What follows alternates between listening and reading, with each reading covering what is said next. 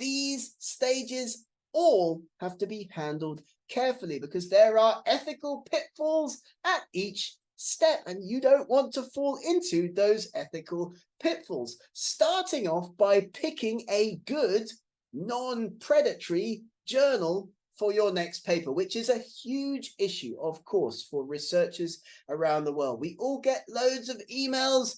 Dear Gareth, wouldn't you like to submit a paper to this journal or provide a guest edited special issue for the other journal? Many go into spam. Many you're sitting there thinking, is this real? Is this legit? Many open access journals are fake, predatory journals because of the nature of the open access business model. The producer has to pay that pesky article processing charge. So of course, there's a business model that's developed around that where publishers, journals will try to get you to pay for publication without being a reputable journal, without doing proper peer review. And they'll try to cheat you out of your hard-earned money, your hard-earned research cash. And they're getting more and more sophisticated. Do have a look at resources like digital science, like Cabell's, for example. We'll give you other resources on this in a moment. There are some great places to go to learn more about how to spot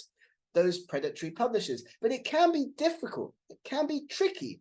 And there are numerous examples of really leading researchers, really high impact academic institutions where some of the output still gets published in journals that are not really doing peer review properly. So that's very important to think about and take time over when you get those emails inviting you to submit or guest edit, because it can be very tempting and we're all under lots of pressure to put our work into journals and get them published and get those Scopus Q1 and Q2 publications done. So have a look at the website.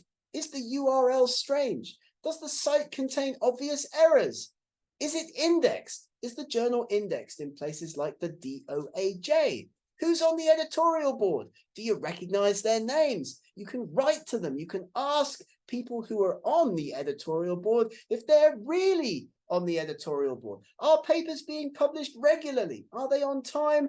Are articles being properly peer reviewed? And fees. Never, ever, ever pay a publication fee before your paper has been peer reviewed and accepted.